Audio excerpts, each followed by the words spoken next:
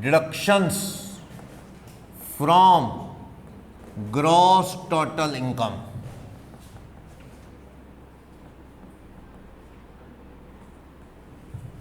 देखो तो क्या कहता है, deductions from gross total income में 80DD लास्ट क्लास में अपन ने पढ़ा, 80D पढ़ा मेडिकल इंश्योरेंस। अब आ जाओ 80DD, ये क्या कहता है, DDB, ये भी मिलती है किसको, रेजिडेंट इंडिविजुअल या रेजिडेंट, यानी DDB सेम पर्सन है, रेजिडेंट इंडिविजुअल, रेजिडेंट HF। हाँ जी, 80DD कितनी मिलती थी, 75। अगर सीनियर सिटीजन हो तो कितनी, तो 75। 1.25 लाख नहीं है, वो सीवियर डिसेबिलिटी में है, गड़बड़ हो जाती है।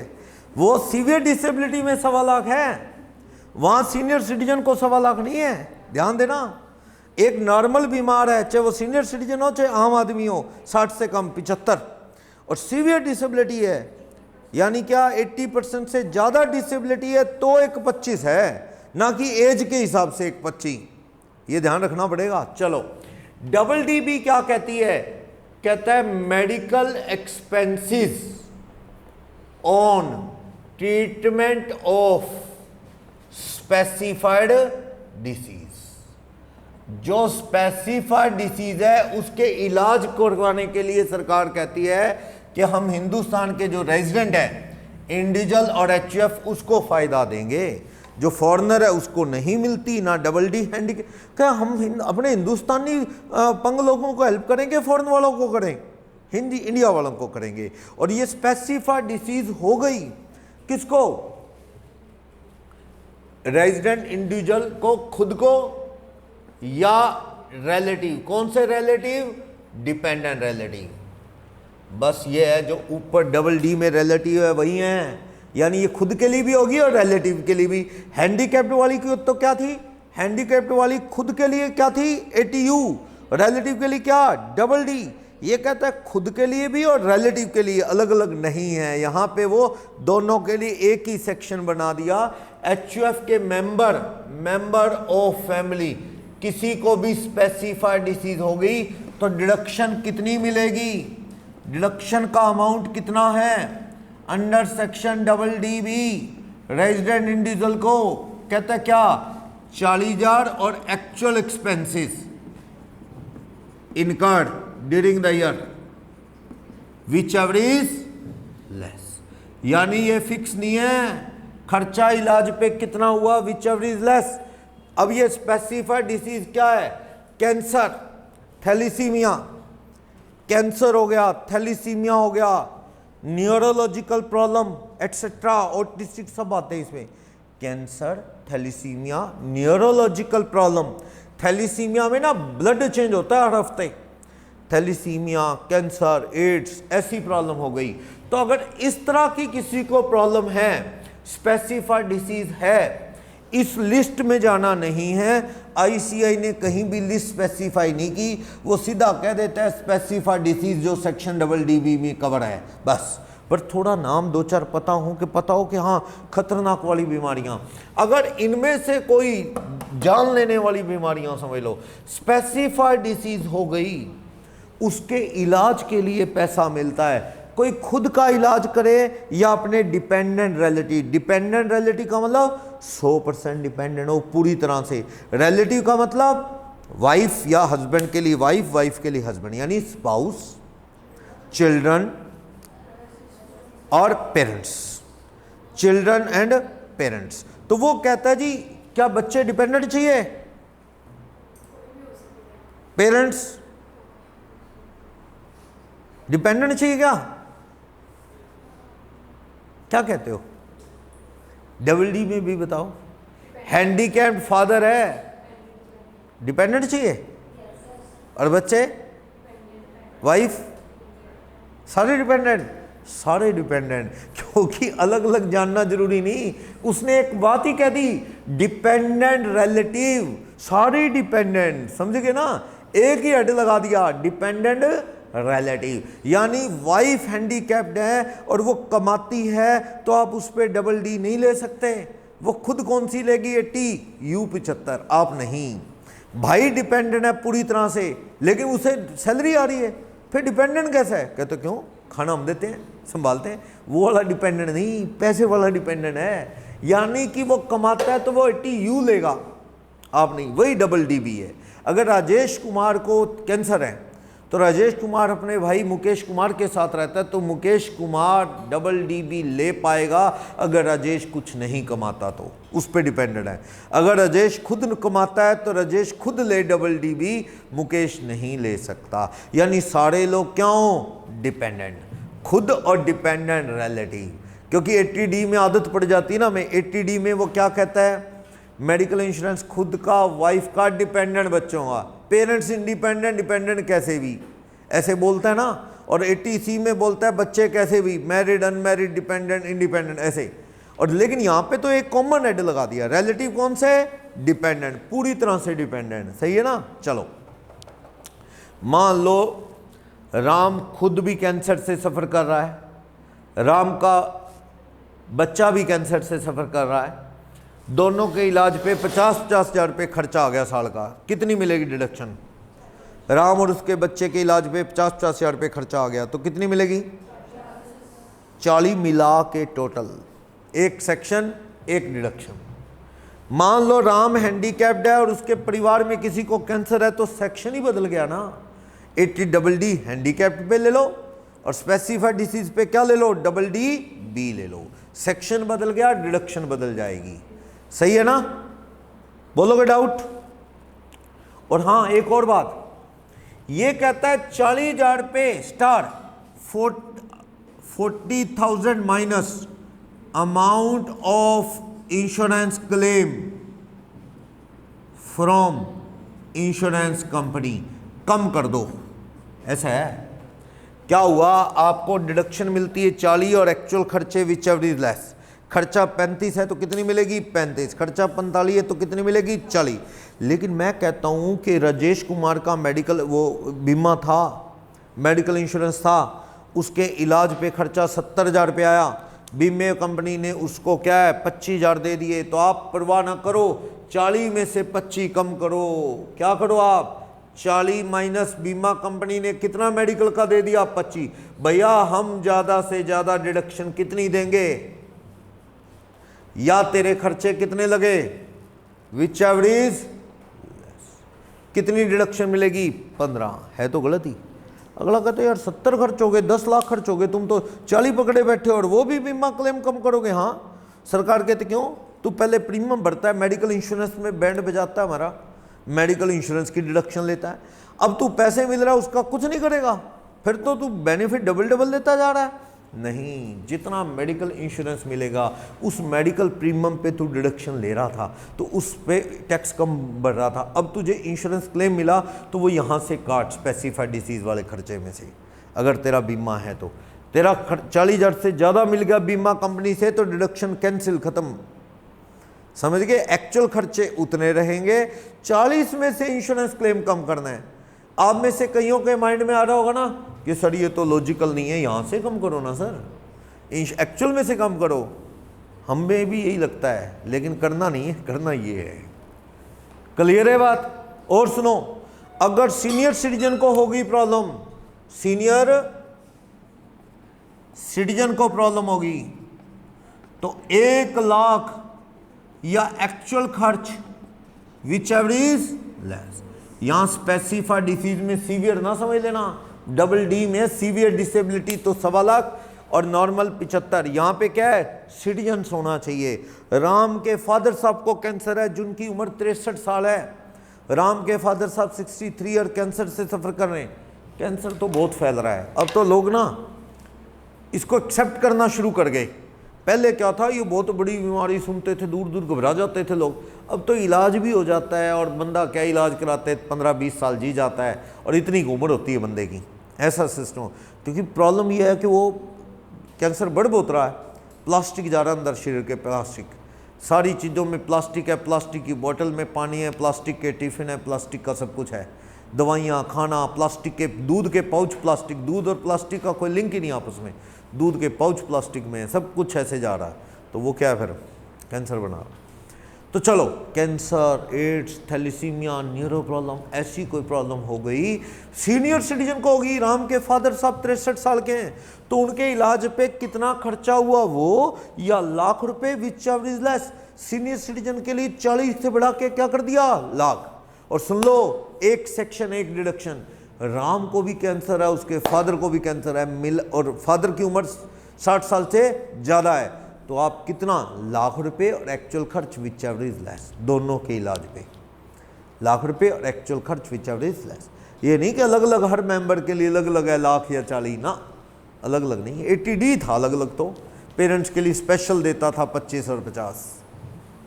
वैसे है ये कॉम्प्लिकेटेड ही, इतनी चीज़ों को याद रखना, कोई अलग अलग दे रहा है, कोई कंबाइन दे रहा है, कोई सीनियर सिटीजन के लिए दे रहा है, तो कोई सीवियर डिसेबिलिटी के लिए दे रहा है, कोई कहता है रेजिडेंट को मिलेगी, कोई कहता है रेजिडेंट को नहीं, नॉन रेजिडेंट को नहीं मिलेगी, कोई कह रहा है नॉन रेजिडेंट को भी मिलेगी, कोई कहता है खर्चा टैक्सेबल इनकम से करना है, कोई कहता है कोई मर्जी कर लो। कहीं परिवार के मीनिंग बदल रहा है, कहीं परिवार में क्या है, पेरेंट्स भी नहीं है, खुद वाइफ बच्चे हैं एटीसी में, और कई जगह ब्रदर सिस्टर भी ले आया, और आगे चल के कहता जी वो बच्चा भी जो अपना नहीं है वो भी ले आया, कहता है जिसके आप गार्डियन हो वो भी परिवार का हिस्सा है। आएगा आगे, एक बच्चे के लिए लोन ले लो, गार्डियन हो आप उसके, उस पर भी 80 दे देंगे, बच्चा अपना नहीं है तो भी, और कहीं अपने पेरेंट्स भी परिवार नहीं है। तो कॉम्प्लिकेटेड बनाने के पीछे ये अलग अलग डिफ्रेंशिएशन कर रखा है ना इन्होंने, इतना फ़ायदा नहीं है इन चीज़ों का जितना ये कॉम्प्लिकेशंस हैं इसको याद रखने में।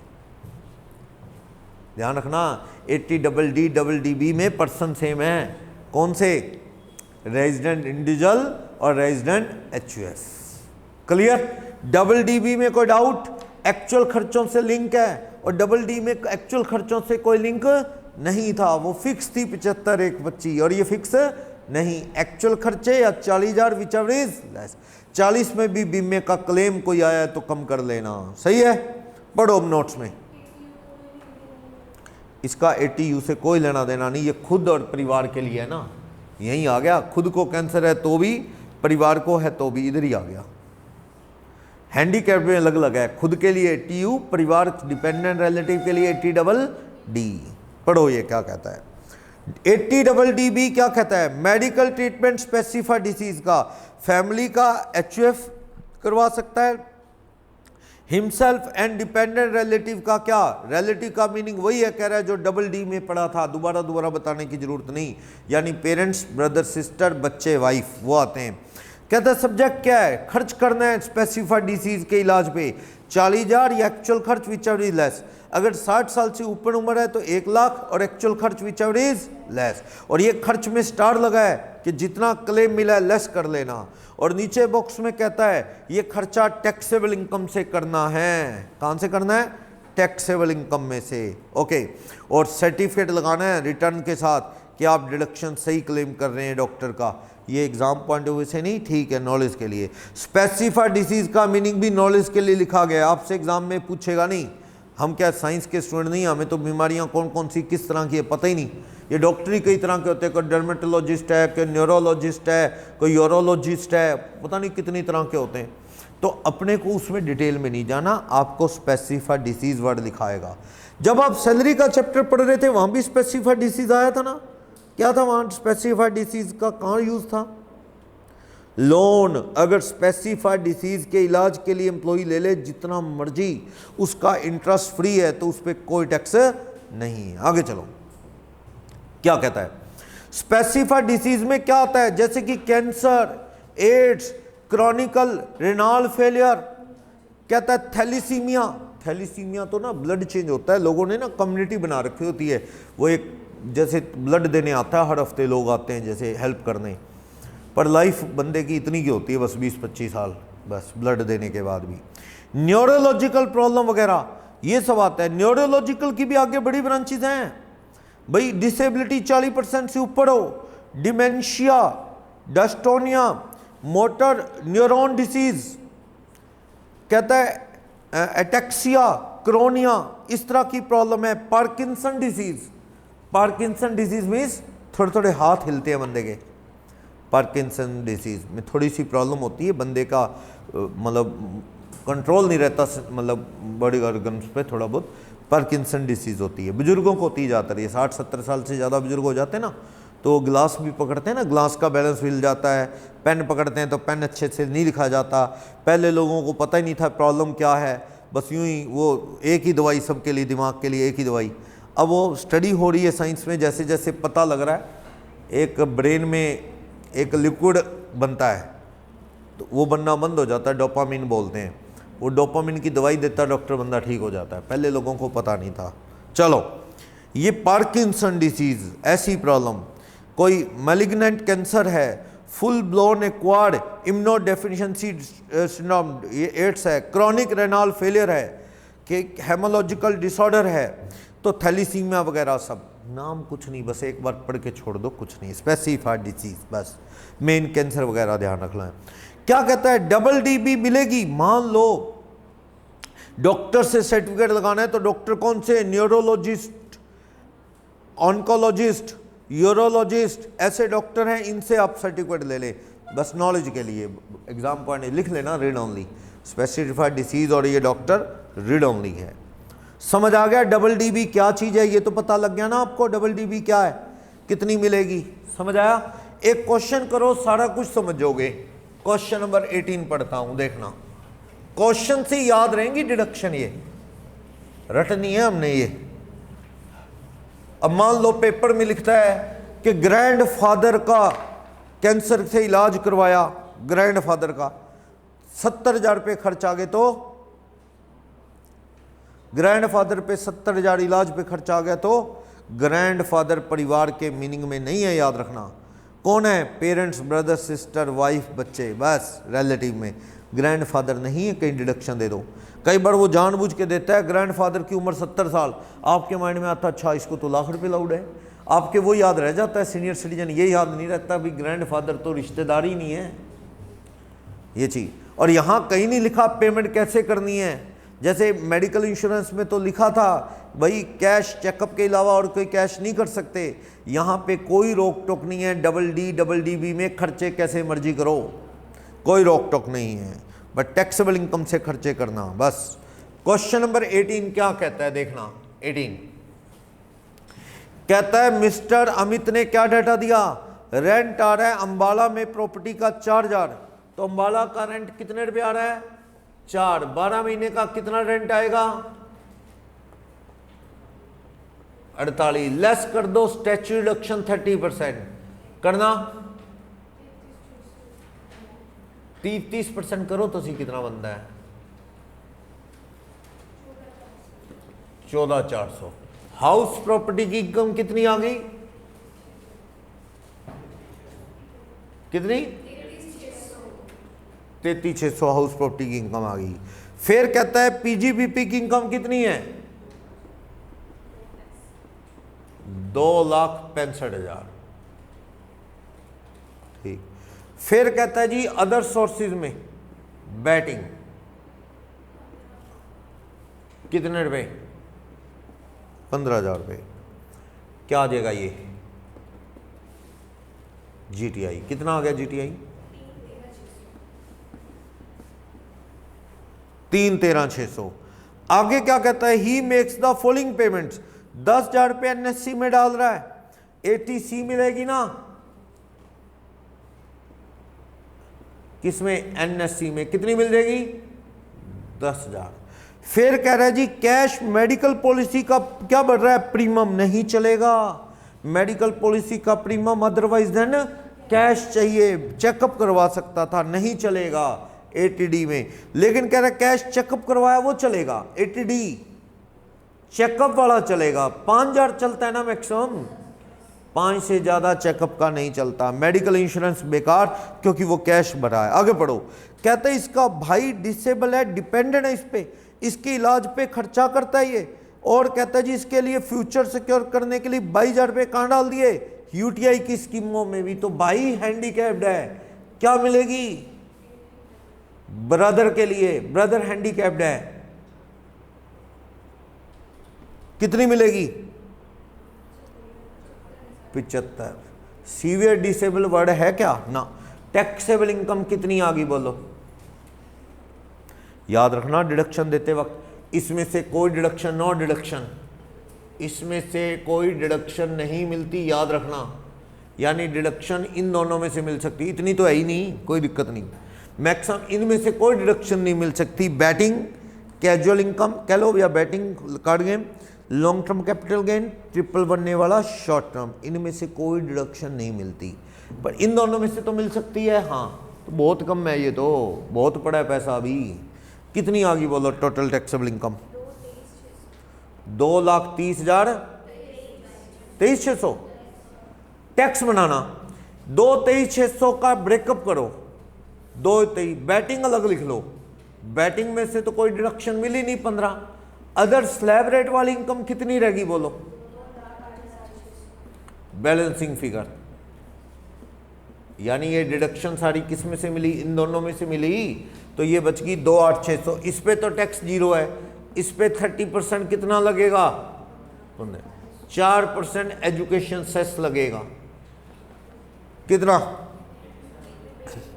अच्छा ठीक है ठीक है ठीक है। रिबेट 87A, रेजिडेंट है ना, कुछ ना बोले, अमित नाम से लग रहा है। 4500 रुपये की मिल जाएगी 87A की रिबेट। इस पे भी लोगों में अलग अलग डिफरेंस ऑफ ओपिनियन है। लोग कहते हैं कि रिबेट क्या कैजुअल में से मिलेगी, रोका कहीं नहीं है, तो इसलिए बेनिफिट का डाउट एसएससी को दे दो, दे दो। लॉन्ग टर्म में से भी तो देते थे, हम देते थे ना, रोका नहीं तो दे दो भैया, रोकते या तो फिर आप स्पेशल कहा नहीं गया कि इसमें से रिबेट नहीं मिलेगी, तो दे दी जाती है जूम बेस पे, दे दो। समझ आया, कोई भी डाउट 80D में, कोई भी problem 80D, double D B.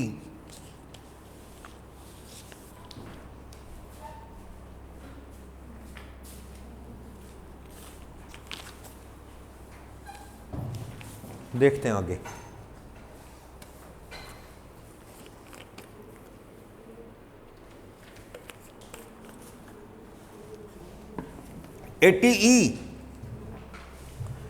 ATE में क्या कहता है देखना।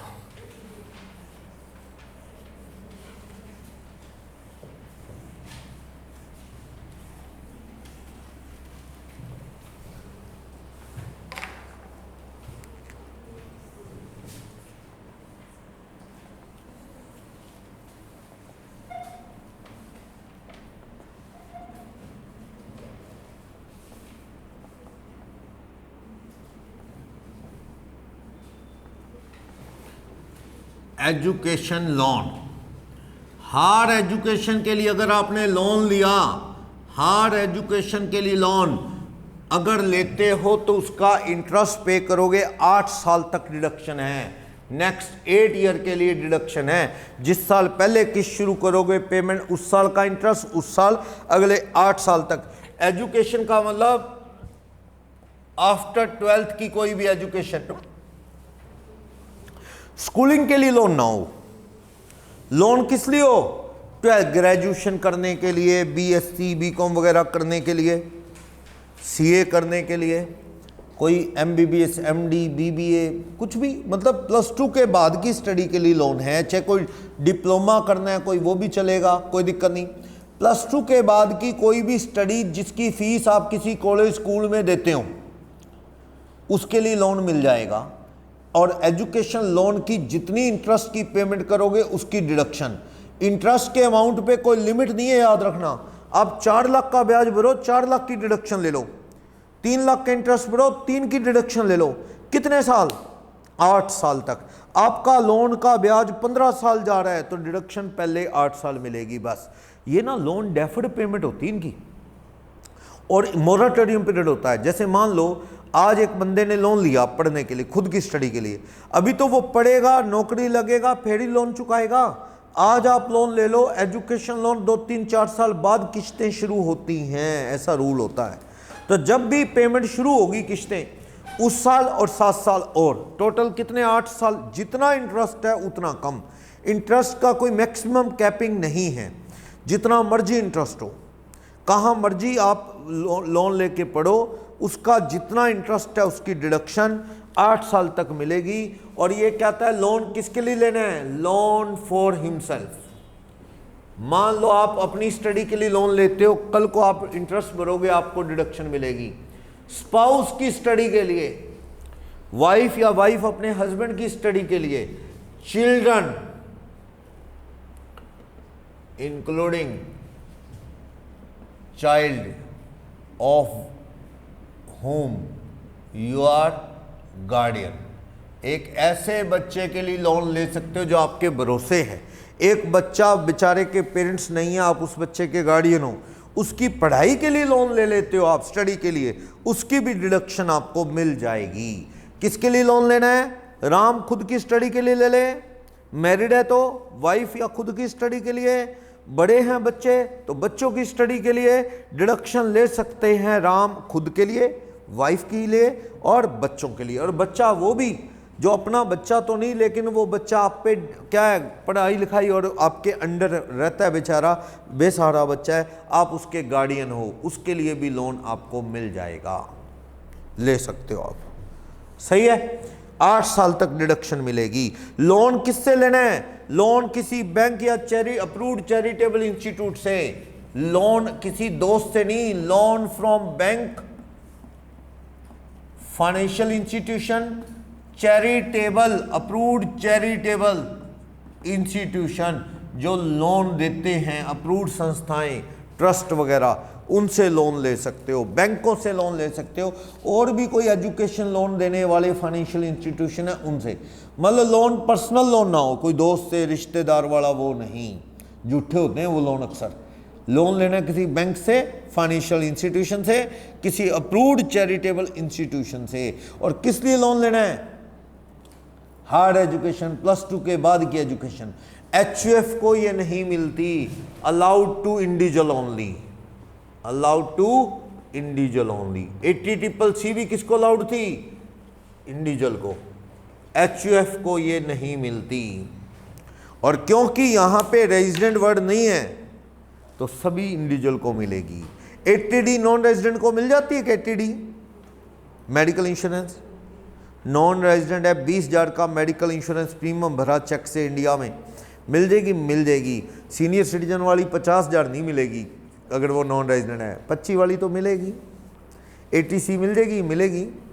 DD भी नहीं मिलेगी क्योंकि वो रेजिडेंट है, और ये भी नहीं मिलेगी, वो DD जो लास्ट की, ये मिल जाएगी। 80E में कोई रोक टोक नहीं है, रेजिडेंट वर्ड मेंशन नहीं है, मिल जाएगी। बस ये इतनी है। ये बताता है जो ब्याज की पेमेंट करनी है किस इनकम से करनी है? टैक्सेबल इनकम से। DD भी कहता था, और अपन ये मेडिकल इंश्योरेंस CCC में, पेंशन प्लान में भी पढ़ा था। रिलेटिव का मीनिंग बता चुका हूँ, वाइफ, बच्चे और वैसा स्टूडेंट जिसके आप लीगल गार्डियन हो। कितने साल डिडक्शन मिलेगी? 8, 7 साल आगे, जिस साल पहले साल भरोगे किस्त 1 साल वो।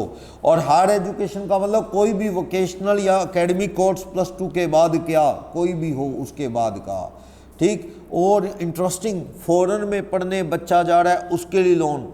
थोड़े टाइम पहले स्टेट बैंक ऑफ इंडिया की ऐड थी, अगर आप लोगों ने किसी ने देखी हो। मतलब एक लड़की होती है, वो उसको लगता है भाई पेरेंट्स, मेरी फैमिली वाले तो लड़के को तो कहाँ पढ़ने भेज रहे हैं, लड़की को भेज नहीं रहे, तो स्टेट बैंक की ऐड आती है, स्टेट बैंक करेगा सपने पूरे, एजुकेशन लोन लो, बच्चा खुद ले ले लोन।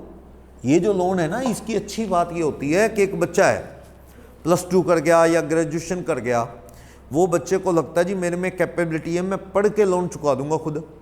पेरेंट्स के पास पैसा नहीं है या वो सपोर्ट नहीं कर रहे, तो वो बच्चा खुद लोन ले सकता है, खुद लोन ले देगा। उनके कोर्स के पीरियड के अकॉर्डिंग मॉरेटोरियम पीरियड होता है। मतलब जैसे मान लो 3 साल का कोर्स है, सरकार 6 महीने और जोड़ लेगी, 3.5 साल बाद किस्तें शुरू होंगी, ऐसे मिल जाता है लोन। बस ये है कि पीछे परिवार की कोई सिक्योरिटी दे दें, वो परिवार वाले प्रॉपर्टी की कोई गारंटी, बस कोई दिक्कत नहीं, लोन मिल जाते हैं। तो स्टेट बैंक की ऐड आती थी कि स्टेट बैंक करेगा सपने पूरे, फॉरेन पढ़ने जाना है तो फॉरेन में बच्चा गया पढ़ने या खुद गया पढ़ने, उसका एजुकेशन लोन है इंडिया से, तो उसके लिए भी अगर इंटरेस्ट भरा तो डिडक्शन मिलेगी। लेकिन 80C में बच्चों की ट्यूशन फीस रेगुलर स्टडी हो और वो इंडिया में हो, ये था। यहाँ पे इंडिया में नहीं ज़रूरी, फॉरेन में स्टडी है तो उसके लिए भी लोन मिलेगा। अब आप मुझे कहो जी लोन इस काम के लिए लिया हो तो ट्यूशन के लिए ऐसा है, ये तो आपको लोन देने वाले बताएंगे क्या टर्म कंडीशन है। कई बैंक तो ट्यूशन प्राइवेट कोचिंग की फ़ीस के लिए भी लोन दे देते हैं और कई नहीं देते, वो तो उनसे पूछना पड़ेगा। क्योंकि मुझे पता है एक CS स्टूडेंट था, वो कोचिंग फ़ीस दिखा के भी उसे लोन दे दिया था बैंक ने, वो स्लिप लेके दिखा के उसको लोन दे दिया था बैंक। तो ये क्या है, कई बार ये तो लोन की टर्म कंडीशन पे डिपेंड करता है। 80 ख़त्म, किस लिए मिलती है? Education loan. इंटरेस्ट की पेमेंट कितनी मर्जी, 8 साल तक डिडक्शन। एक इंडिविजुअल को खुद, वाइफ और बच्चों की स्टडी, जिस बच्चे के आप गार्डियन हो उसके लिए भी लोन मिल जाएगा। क्लियर है बात?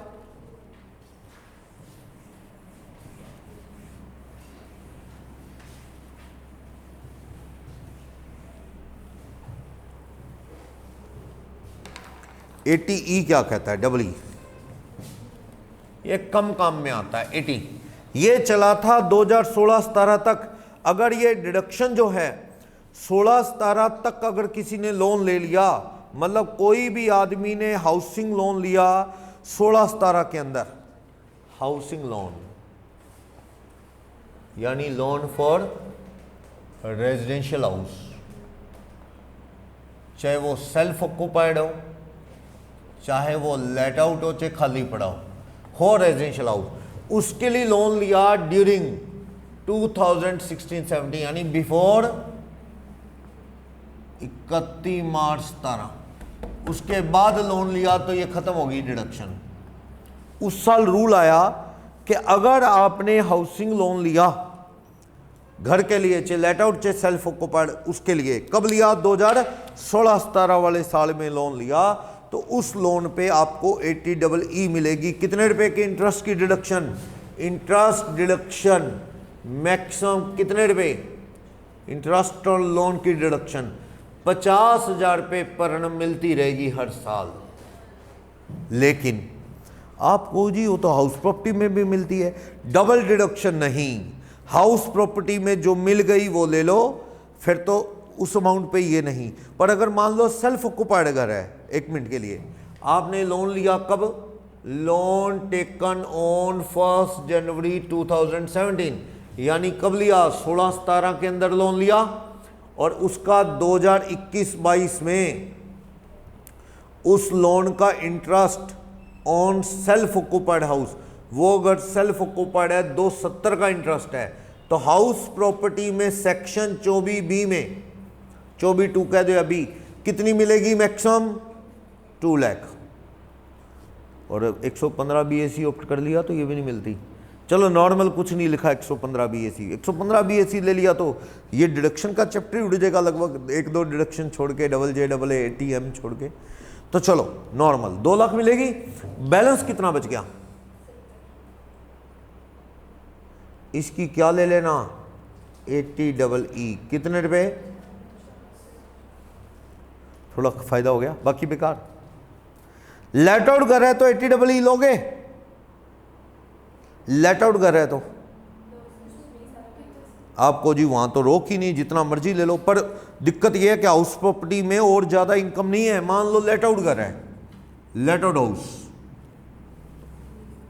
उसमें interest on housing loan 3.5 lakh है, NAV 0 है, तो 3.5 लाख रुपए लॉस आ जाएगा इंटरेस्ट की वजह से। अदर हेड से कितना एडजस्ट होगा मैक्सिमम?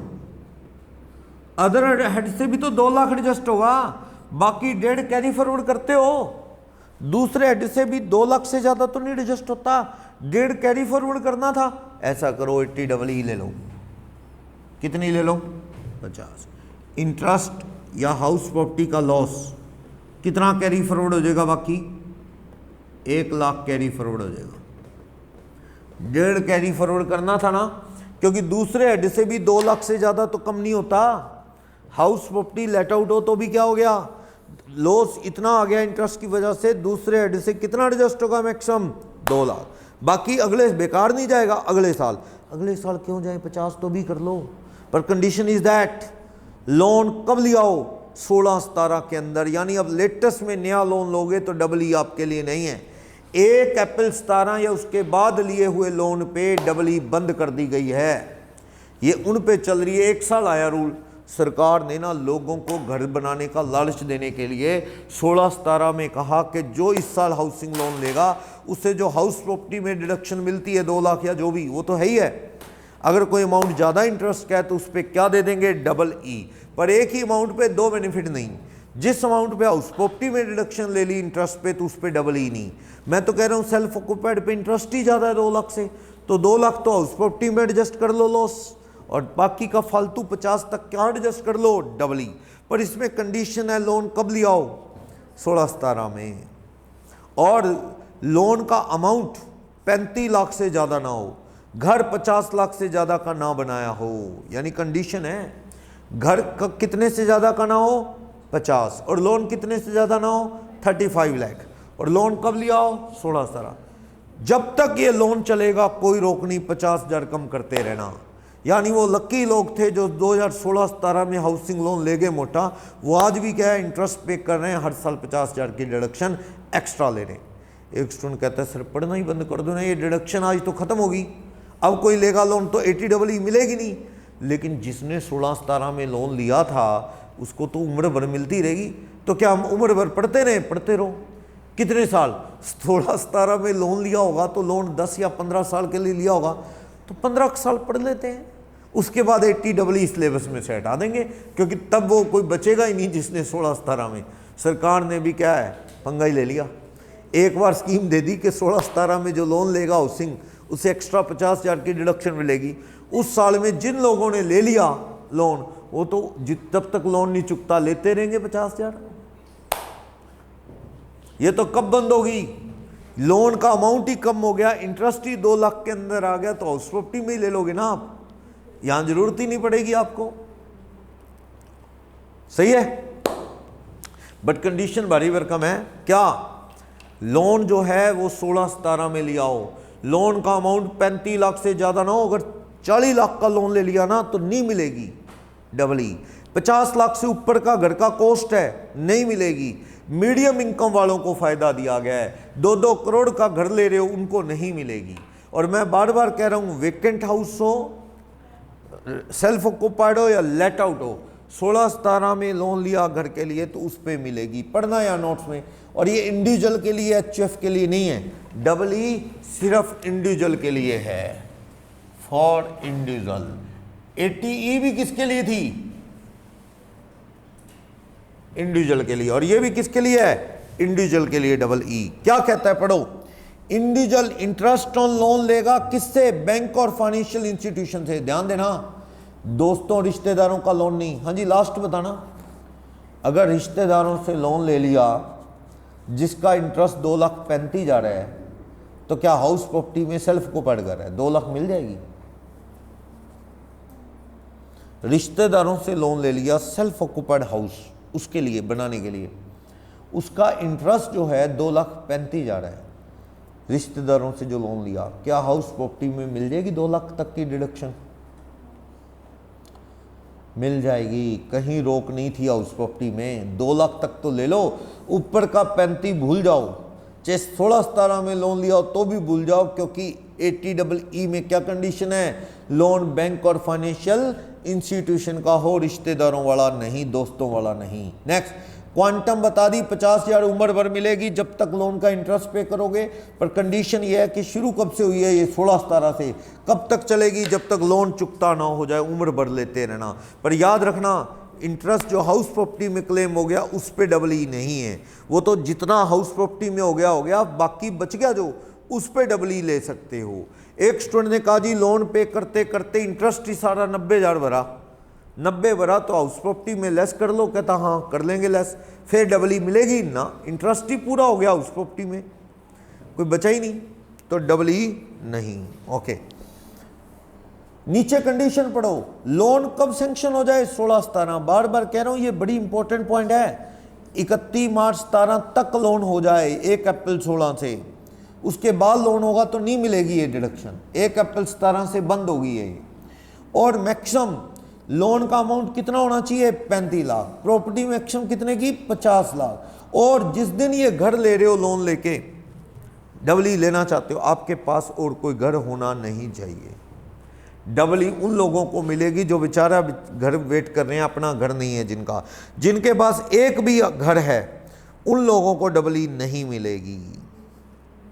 हाँ जी, हाउस प्रॉपर्टी में ऐसी कोई रोक है?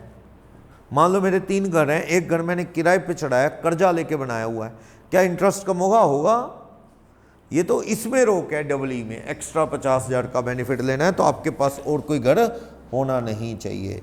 डबल डिडक्शन नहीं है, वो कहानी बता चुका हूं। जो हाउस प्रॉपर्टी में लेस हो गया वो उधर हो गया, अगर फालतू ब्याज है तो किधर ले आओ? डबल ई में। सही है। अगले पेज पे क्वेश्चन पढ़ना, डबल ई और क्लियर हो जाएगा।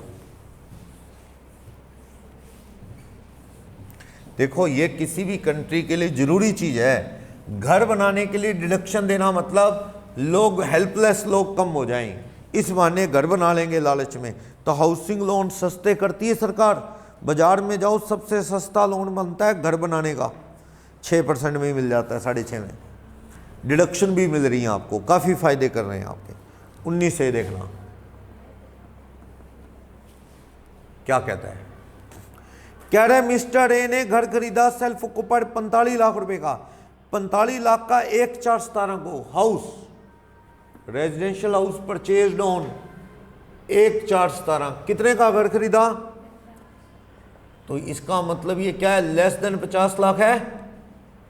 50 लाख से कम होना चाहिए ना, 50 से कम है। ठीक। लोन कब लिया? लोन टेकन, कितने का लोन लिया? 35 लाख। कब लिया? एट द रेट 11% पर annum। कब लिया ये? 20/3/17 में। यानी कि मतलब क्या हो गया इस रेट का? बिफोर 1 अप्रैल 17 लोन हो गया। सही है। लोन का अमाउंट भी क्या है? Not more than 35। सारी शर्तें पूरी हो रही हैं। लोन का अमाउंट 35 लाख से ज्यादा नहीं, घर 50 से ज्यादा नहीं, लोन 16/17 में लिया हो, 16/17 में लिया है, सारी शर्तें पूरी हैं। कितनी डिडक्शन मिलेगी? बनाना इंटरेस्ट, टोटल इंटरेस्ट कितना बन जाएगा? बनाओ।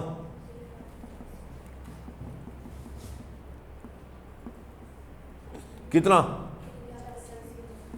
3 लाख। हाउस प्रॉपर्टी में कितनी डिडक्शन? अगर ये सेल्फ ऑक्युपाइड है, देखना सेल्फ ऑक्युपाइड है कि लेट आउट है? सेल्फ ऑक्युपाइड है, लिखा है सेल्फ ऑक्युपाइड है। 2 लाख से ज्यादा नहीं। अभी 185 बेकार जाने थे, 385 माइनस 2 लाख करके 185 बेकार। लेट आउट में तो अगले साल चले जाते, ये बेकार जाने थे। इसमें क्या दे दो? Double E. कितनी दे दो? क्योंकि लोन 2016-17 के बीच में लिया होना चाहिए, वही लिया है, वही लिया ना 16-17 के बीच में। बोलोगे डाउट? समझ आया? बोलो। लास्ट आगे चलो।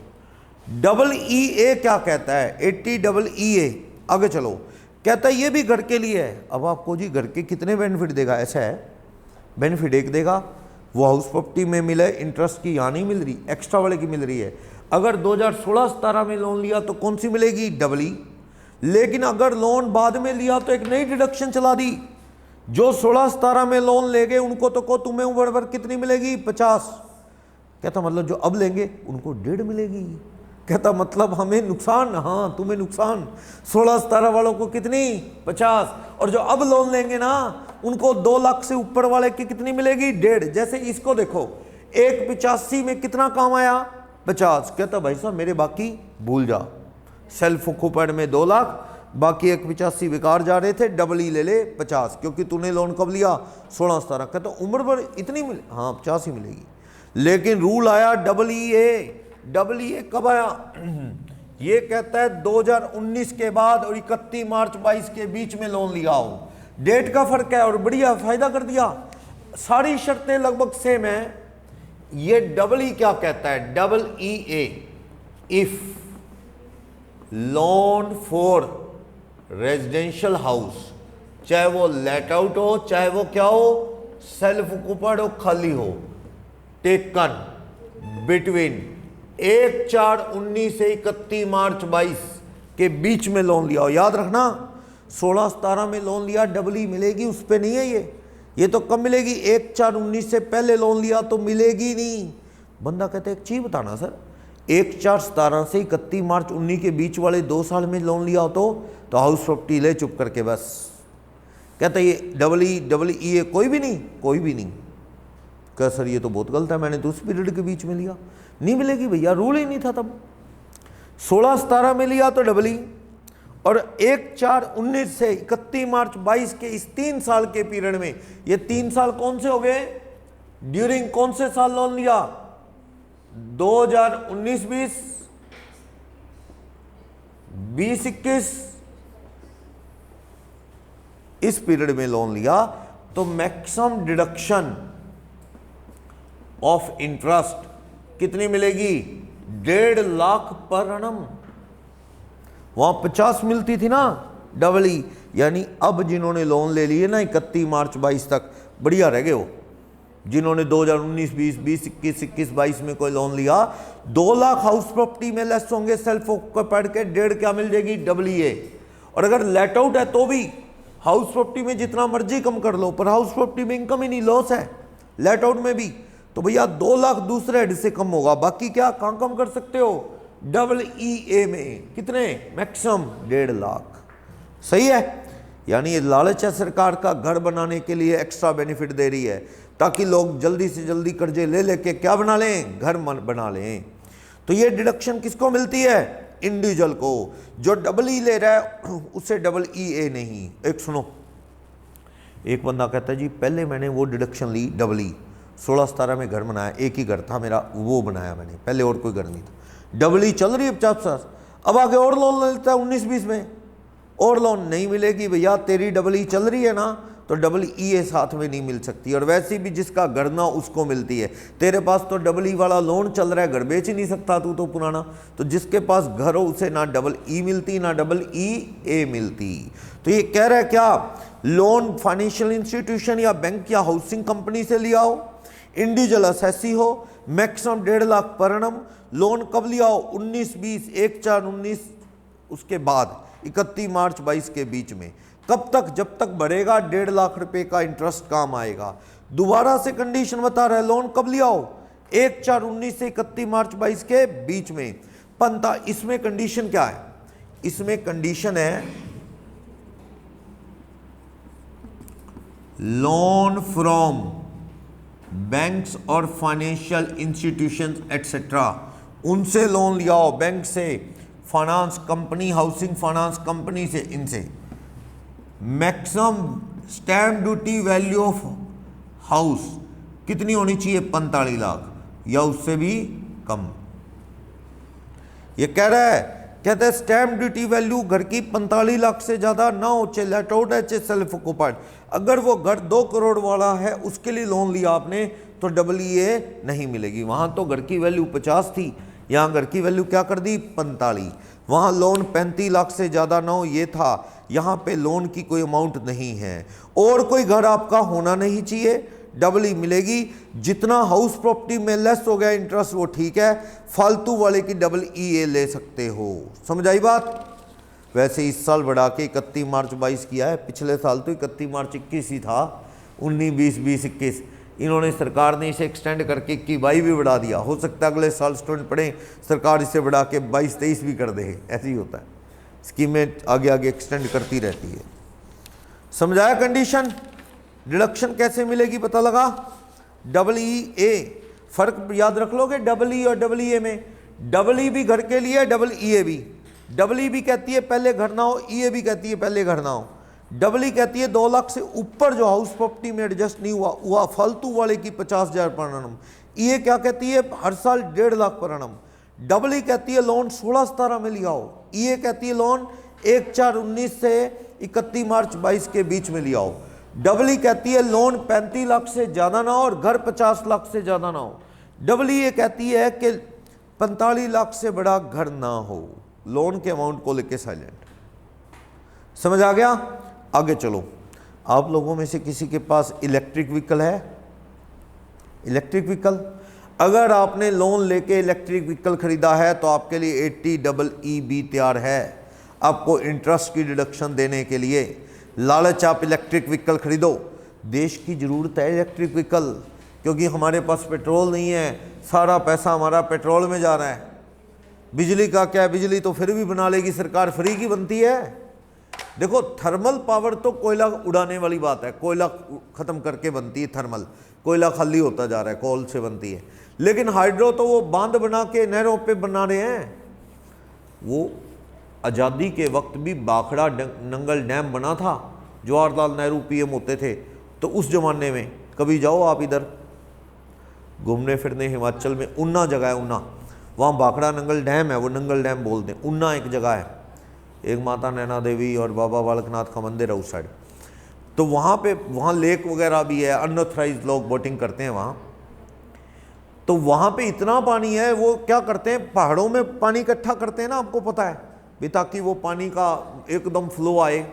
इतना पानी है, वो कहते हैं अगर वो टूट जाए ना डैम तो नॉर्थ इंडिया डूब जाएगा पूरा, इतना पानी इकट्ठा होता है वहाँ पे, इतना ज़्यादा पानी है। पर टूटता नहीं है। वो बता रहे थे उसकी इतनी विड्थ है, उसकी इंटें इतनी लगी हैं, कंक्रीट इतना कि इंडिया की शायद 2-3 बार सड़कें बन जाए सारी, इतना माल अकेला उस डैम में डला हुआ है। 60-70 साल से बना हुआ है वो डैम, आज़ादी के बाद का। तो तब से वो मतलब बिजली की काफ़ी अपनी जो है शॉर्ट सप्लाई। और वो डैम के बाद नीचे एक और डैम है, नाम भूल गया मैं, पहले ऊपर डैम है, थोड़ा नीचे कुछ पहाड़ पे नीचे आके एक और डैम है। बाई चांस वो टूट जाए तो नीचे वाले में पानी इकट्ठा हो जाएगा, एकदम से बहुत बड़ी डिज़ास्टर ना हो, ऐसे करके सिस्टम है। नुकसान तो होते ही हैं। अब वो देखो आप केदारनाथ में एक गांधी लेक बनती थी नेचुरल बारिश के मौसम में, वो बाई चांस क्या इतनी ज़्यादा बढ़ गई, वो इकट्ठा इतना ज़्यादा हो गया, अब नेचुरली इकट्ठा हो गया, किसी ने बनाया नहीं हुआ वो लेक, अपने आप ही बीच में गहरी जगह में इतना इकट्ठा हो गया, और जब टूटा तो वो सारा कुछ बहा ले गया। भोलेनाथ का मंदिर बचा, सब कुछ बर्बाद हो गया, सारा कुछ ही बह के चला गया। तो वो वैसे ही नुकसान तो होते ही हैं। चलो, वैसे तो नुकसान ये होता है, नेचुरल ब्यूटी ख़त्म होती है जब ये बांध बनते हैं, गाँवों के गाँव खाली करवा लेते हैं आसपास। लेकिन इलाज भी क्या है, बिजली देखो कितने एसी, कितना यूज़ बढ़ रहा है डे बाय डे। तो कंजम्पशन, इलेक्ट्रिक पावर तो सरकार प्रमोट करी कि बिजली तो हम सोलर से बना लेंगे, हाइड्रो से बना लेंगे। तो आप क्या पेट्रोल फ़ौरन से खरीदते हैं, सारा एक्सपोर्ट है नहीं हमारा, तो नुकसान होता है। इसलिए लालच, आपको पता होगा इलेक्ट्रिक मोपेड या व्हीकल या स्कूटी या बाइक या कार का तो मुझे नहीं पता, लेकिन ये जो आपके 2 व्हीलर है इसके लिए कोई लाइसेंस की ज़रूरत नहीं है, कोई आपको क्या आरटीओ का नंबर लेने की ज़रूरत नहीं है, और कोई पोल्यूशन कार्ड नहीं बनता, कोई लाइसेंस कंपलसरी नहीं है। सबसे अच्छी बात लाइसेंस का पंगा है। जैसे ये पीएन होते हैं ऑफिस में, ये पढ़े लिखे नहीं होते, 10th ना होने पे इनका लाइसेंस अलाउड ही नहीं, बनता ही नहीं, क्योंकि पेपर होता है और होता है, अनपढ़ का बनाते नहीं। और करें क्या, चलाते तो ये खूब हैं, अपने से ज़्यादा ये चलाते हैं अच्छा, लेकिन इनका लाइसेंस नहीं बनता। तो इसका एक ही सोल्यूशन है, इनको इलेक्ट्रिक व्हीकल ले दो, ये उसका लाइसेंस ज़रूरत ही नहीं है, कोई पुलिस वाला तंग ही नहीं करेगा। चलो, इलेक्ट्रिक व्हीकल ले लो। परचेज ऑफ इलेक्ट्रिक व्हीकल के लिए कौन सी मिलेगी आपको, EEB। कितने रुपए की इंटरेस्ट की, 1.5 लाख रुपए पर annum। आपको जितना इंटरेस्ट, मतलब पक्का। ये कौन से व्हीकल की बात कर रहा है, बड़े व्हीकल्स की गाड़ी। इलेक्ट्रिक कार कितने की होगी वैसे, 13-14 लाख की है इलेक्ट्रिक कार, टाटा ने निकाली अभी। महंगी इतनी ज़्यादा है कि पेट्रोल क्या ब्याज का नुकसान ही नहीं पूरा होना, जिसके कम चलती है। 13-14 लाख की कार निकाली इलेक्ट्रिक कार। और प्रॉब्लम हो रहा है, उसको चार्ज कहाँ करोगे, रास्ते में डिस्चार्ज होगी बैटरी, तो रास्ते में चार्जर नहीं है।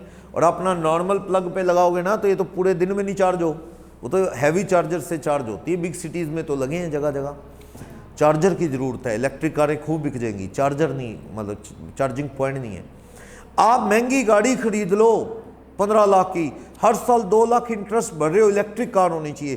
कितनी मिलेगी, 1.5 लाख। अगले साल फिर ब्याज भरोगे, कितनी मिलेगी, 1.5 लाख। 1.5 लाख, 1.5 लाख, 1.5 लाख मिलेगी। 80EEB, 80EE किस चीज पे मिलती है?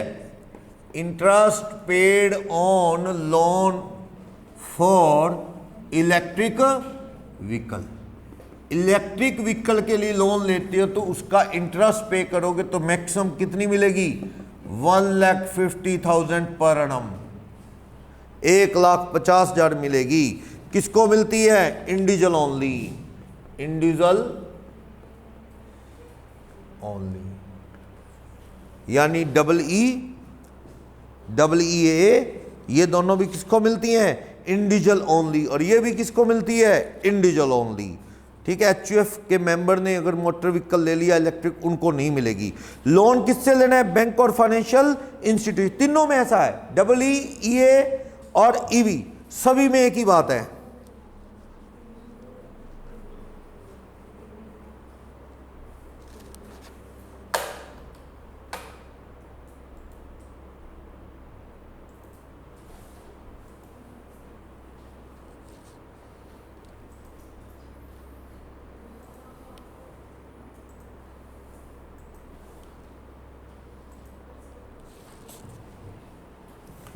क्या कहता है? 1.5 लाख रुपए की मिलेगी। फाइनेंशियल इंस्टीट्यूशन बैंक से लोन लिया और ये डिडक्शन 19-20 से जारी है।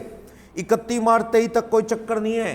1/4/19 से लेके 31 मार्च 23, यानी अभी तो कोई चिंता नहीं, 23 दूर है।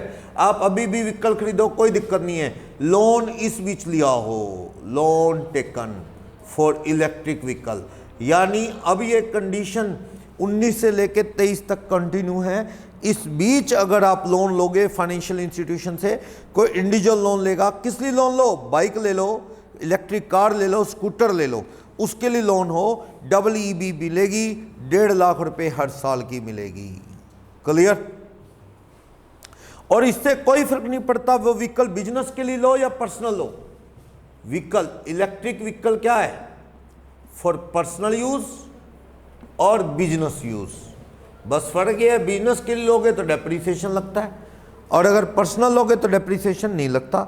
और एक बात, अगर बिजनेस के लिए ले रहे हो तो इंटरेस्ट कैपिटलाइज ना करना, बिफोर पुट टू यूज वाला ऐसा कोई चक्कर लगा के उसको कैपिटलाइज ना करना, फिर तो आपको कल को कैपिटलाइज करके इंटरेस्ट पे डेप्रीसिएशन फालतू लगाओगे। नहीं, इंटरेस्ट की डिडक्शन लो आप, कैपिटलाइज करने का कोई इशू नहीं है। क्लियर है ये?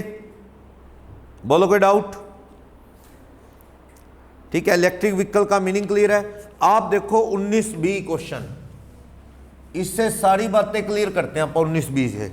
ये थोड़ा ना याद रट्टा मारना पड़ता है, मिक्स हो जाता है ये। EEB व्हीकल के लिए सीधी बात, लोन लिया 1/4/19 से 31 मार्च 23 के बीच में लो, कितनी मिलेगी? 1.5 लाख। ज्यादा कंडीशन नहीं है, व्हीकल कोई सा भी हो, बैंक फाइनेंशियल इंस्टीट्यूशन से लोन है।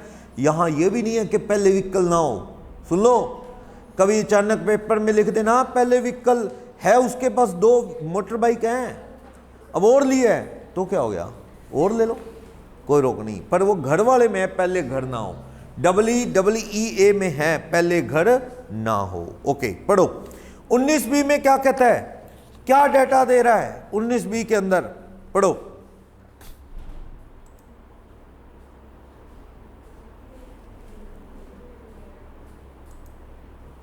देखना 19B में क्या कह रहा है।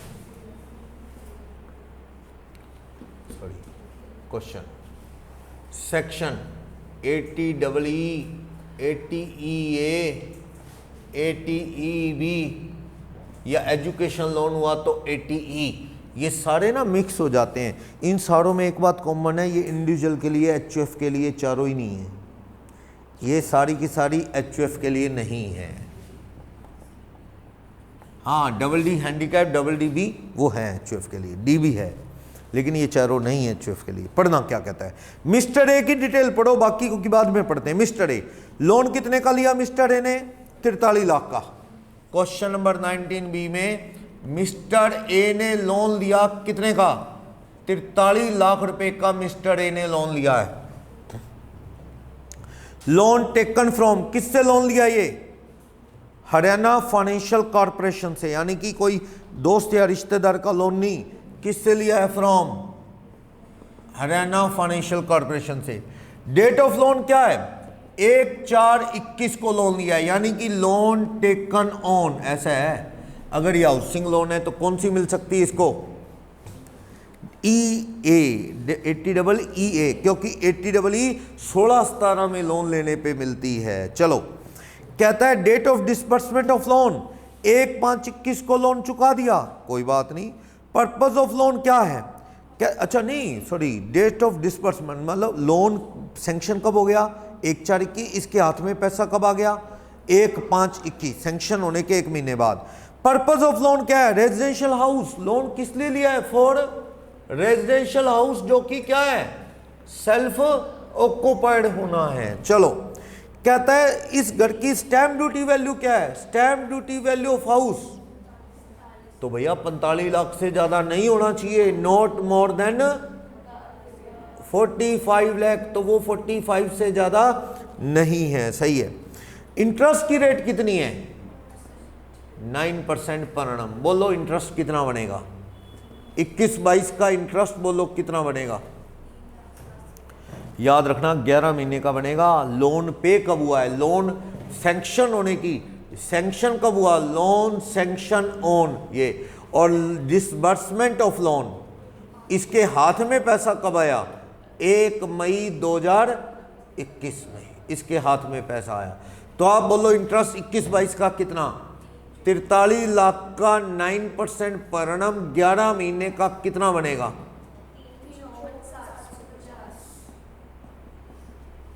354,750। हाउस प्रॉपर्टी में कितनी मिल जाएगी? 2 लाख। बैलेंस कितना बचा? 354,750 में से 154,750, तो 1.5 लाख रुपए की अलाउड कर दे deduction. Deduction allowed under section 80EE। पहले चेक करो क्या ये इंडिविजुअल है? यस। क्या ये लोन किसी फाइनेंशियल इंस्टीट्यूशन से लिया है? यस। क्या ये घर 45 लाख से ज्यादा स्टैम्प ड्यूटी वैल्यू का तो नहीं है? नहीं है।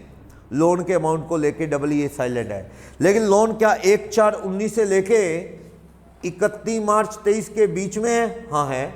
क्या इसके पास अदर हाउस है? अदर हाउस नहीं है। सारी शर्तें पूरी हैं तो EE मिल जाएगी, 1.5 लाख की EE मिल जाएगी। समझ आया? इस क्वेश्चन से सारे डाउट क्लियर होने आपके। मिस्टर बी से मीटिंग करते हैं, क्या कहता है मिस्टर बी? पढ़ो। मिस्टर बी ने 45 लाख का लोन लिया NBFC से, 1/4/20 को लोन सैंक्शन हुआ और पे भी कब हो गया? 1/5/20। लोन कब लिया?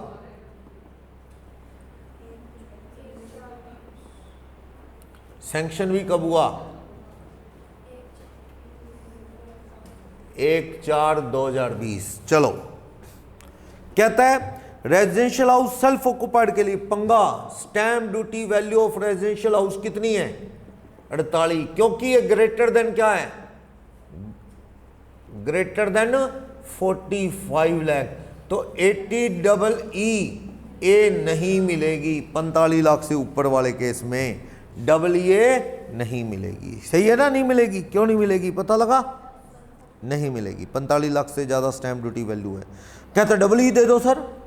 बंदा कहता सर EE दे दो। वहां तो 50 लाख से ऊपर का घर नहीं होना चाहिए, 35 लाख से ऊपर लोन नहीं होना चाहिए। सर लोन कितने का है? 20 का है। पर वो 16-17 में लोन लिया, उसको मिलती है, उसके बाद बंद हो गई है वो लोन सैंक्शन। कब हो? 16-17 के अंदर। सही है। मिस्टर सी की बात करो, क्या कहता है? मिस्टर सी ने 20 लाख लोन लिया NBFC से, 1/4/20, 1/5/20 को हाथ में आ गया इलेक्ट्रिक व्हीकल के लिए। हाँ जी, इलेक्ट्रिक व्हीकल के लिए लोन कब लिया? टेकन ऑन 1/4/20 कह लो, हाथ में आ गया 1/5/20। तो मतलब बिटवीन लोन बिटवीन क्या होना चाहिए इसमें? 1/4/19 से 31 मार्च 22 के बीच में होना चाहिए। 23 है ना? सही है। और इसमें तो लोन का अमाउंट, व्हीकल की वैल्यू कोई कंडीशन ही नहीं, इंडिविजुअल को मिलती है, इंडिविजुअल है ये। कितना लोन है बोलो? व्हीकल 22 का हो, छोड़ो बड़ी कार है, लेकिन लोन ही 20 का है। 20 लाख पे 10% पर annum, कितने महीने गिन लूं? पूरा साल? क्यों 11? वो तो 2020 में लोन है। अपना साल कौन सा है? 21-22। वो तो लोन पिछले साल 11 महीने रहे होंगे। अभी तो अपने सिलेबस के अकॉर्डिंग प्रीवियस ईयर कौन सा चल रहा है? 21-22। 21-22 में मान लो लोन पूरा चल रहा है, नथिंग हैज बीन रीपेड, तो पूरा इंटरेस्ट कितना बनेगा? डबल ईबी कितनी मिलेगी? डबल ईबी 1.5 लाख की मिलेगी। इसका हाउसिंग से कोई लेना देना नहीं, व्हीकल लोन का हाउसिंग लोन से कोई लेना देना नहीं, 1.5 लाख मिल जाएगी।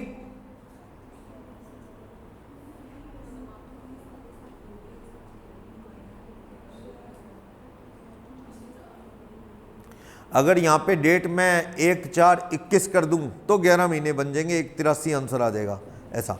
अगर ये पिछले साल लोन लिया 1/4/20 तो कोई दिक्कत नहीं, पूरे साल का इंटरेस्ट आ जाएगा। लो 21 कर देता हूँ, लो 21, तो फिर यहाँ महीने कितने बन जाएंगे? इसी साल लोन लिया 11, तो एक कितना बन जाएगा? 183,333, तो भी कितनी मिलेगी आपको? 1.5 लाख ही मिलेगी, 1.5 लाख। 23 तक लो। लास्ट डी 15 लाख रुपए का लोन है, पब्लिक बैंक से 2019 31 मार्च को लिया व्हीकल के लिए, लेट हो जल्दी ले लिया, एक दिन जल्दी ले लिया, एक दिन जल्दी। 1/4/19 को लिया होता तो बात बन जाती। इसने लोन कब लिया है? सैंक्शन कब हो गया? 30 मार्च 19 को, यानी 1/4/19 से पहले लोन सैंक्शन हो गया, इसलिए डिडक्शन नहीं मिलेगी। सही है ना? क्यों नहीं मिलेगी? लोन 31 मार्च 19 को। एक स्टूडेंट कहता है पागल है, एक दिन और रुक जाता, पता थोड़ी होता है, रूल बाद में आया, मान लो रूल बाद में आया, उसे पहले थोड़ी पता था। ठीक है ना? बंदे ने बिल भरना था, बड़े दिन हो गए, सरकार की धमकियां आ रही है, ये कर देंगे वो कर देंगे, बंदे ने बिल भर दिया, अगले ही दिन सरकार की स्कीम आ गई 50% वेव ऑफ। क्या मैंने तो आज ही भरा है, शाम को स्कीम आ गई। होता है, किस्मत खराब हो जाता है कई बार ऐसा। समझ आया? तो ये डबल ई थोड़ी बोरिंग सी है, पर क्रैमिंग करनी तो पड़ेगी। अब आएगी फिर दान चंदे की, बड़े टाइम से अपन बात कर रहे थे ना, डोनेशन पे डिडक्शन मिलती है, वो आगे आने वाली है, दान चंदे की डिडक्शन। क्लियर? पढ़ लोगे? नोट्स आई गए?